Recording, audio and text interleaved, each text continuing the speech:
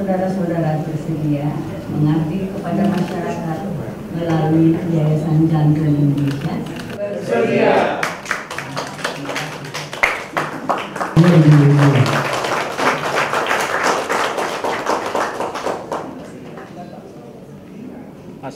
Mas.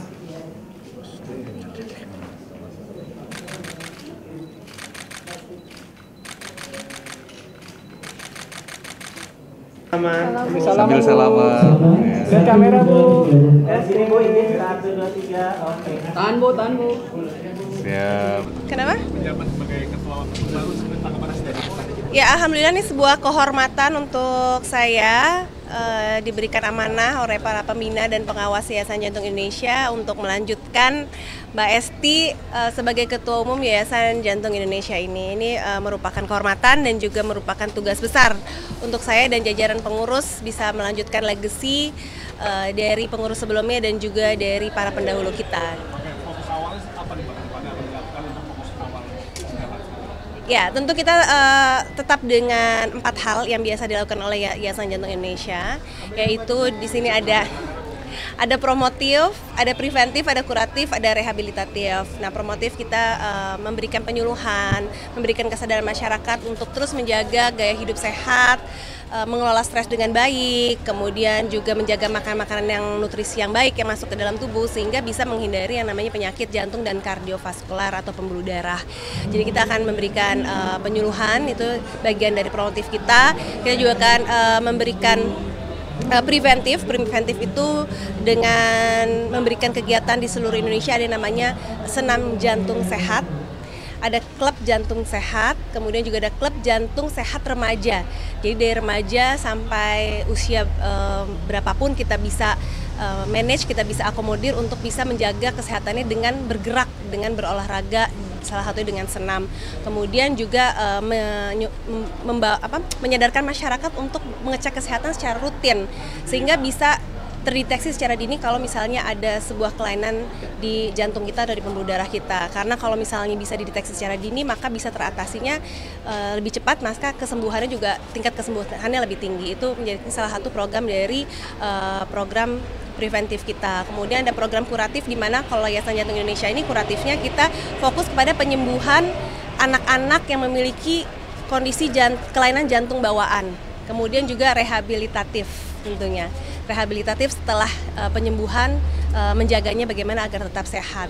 Tentunya di sini yang selain tadi saya sudah sebutkan hal-hal di atas itu, pasti yang paling penting gaya pola hidup sehat adalah menjauhkan dari rokok. Nah, karena sekarang ini penyakit jantung itu tidak hanya menyerang kepada usia yang berumur gitu ya, tapi juga menyerang remaja dan menyerang anak yang umur yang lebih muda. Sehingga kita di sini terus menghimbau gaya pola hidup sehatnya salah satunya menjauhi rokok, baik itu rokok tradisional maupun rokok elektronik. Nah, kita juga ingin juga menegakkan undang-undang menyatakan bahwa anak di usia di bawah 21 tahun itu dilarang merokok dan dilarang mengkonsumsi alkohol. Tapi law enforcement-nya di kenyataannya masih belum terjadi gitu. Sehingga itu yang akan kita advokasi untuk menegakkan undang-undang tersebut bahwa anak di bawah usia 21 tahun ketika mereka membeli rokok apapun itu atau alkohol harus menunjukkan identitasnya bahwa mereka sudah cukup usia seperti itu. Nah, itu yang paling penting karena kita ingin mencegah itu dari sedini mungkin sehingga kalau gaya hidup sehatnya memang sedini mungkin bisa terhindar dari penyakit jantung dan pembuluh darah di kemudian hari. Itu sih yang akan kita laksanakan gitu. Kalau pelayanan kesehatan di Indonesia gimana, Mbak? Sejauh ini untuk jantung sudah memadai atau belum?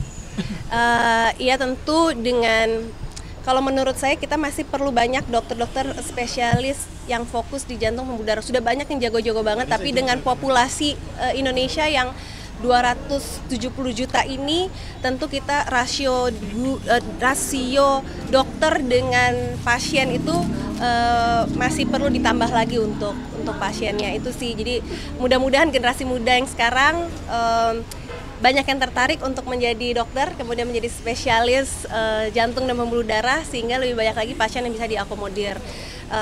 Dan tentu kita juga Yayasan Jantung akan ikut memberikan masukan sekiranya memang kalau ada fasilitas-fasilitas kesehatan, khususnya di yang berhubungan dengan penyakit jantung dan pembuluh darah yang masih bisa diperbaiki, kita akan kasih masukan gitu. Tapi saya akan pelajari terlebih dahulu. Gitu. Mbak Nisa, data Kemenkes tahun 2023 nyebutin bahwa 19,43% penyakit jantung di Indonesia sebagai yang tertinggi meninggal di Indonesia. Nah, terpilih sebagai ketua Yayasan Jantung Indonesia secara pribadi, apa yang akan komunikasikan ke masyarakat? Apakah lebih ke senam jantungnya atau untuk seperti apa nih untuk anak-anak mudanya? Iya, jadi penyakit jantung dan kardiovaskular ini tidak hanya di Indonesia menjadi tertinggi, tapi di dunia adalah pembunuh nomor 1 untuk jenis penyakit.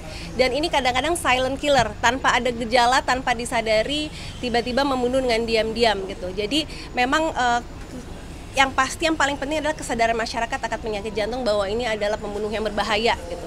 Nah, itu yang paling penting kita harus sosialisasikan kepada masyarakat. Sekali lagi tadi itu ya gaya hidup sehat salah satunya tentu dengan klub jantung sehat yang memang sudah ada puluhan tahun bersama kami. Tentu masyarakat juga semoga bermanfaat itu tentu ya, dan juga sasarannya remaja itu untuk menjauhi rokok, menjauhi alkohol, pola hidup sehat, dan tentunya kalau di kota-kota besar itu pengelolaan stres. Pengelolaan stres itu memang kita nggak bisa pungkiri, kita semua pasti stres ya, teman-teman semua di sini juga masyarakat pasti kita nggak bisa lah terhindar yang namanya stres, tapi kita harus mengelolanya dengan baik. Bagaimana kita menghadapi stres itu dan bagaimana kita kelola stres itu menjadi sebuah hal yang positif dibandingkan itu menggerogoti tubuh kita. Jadi menurut saya hal-hal seperti itu kita Yayasan Jantung ya kita paling penting adalah promotif sosialisasi kepada masyarakat terlebih dahulu.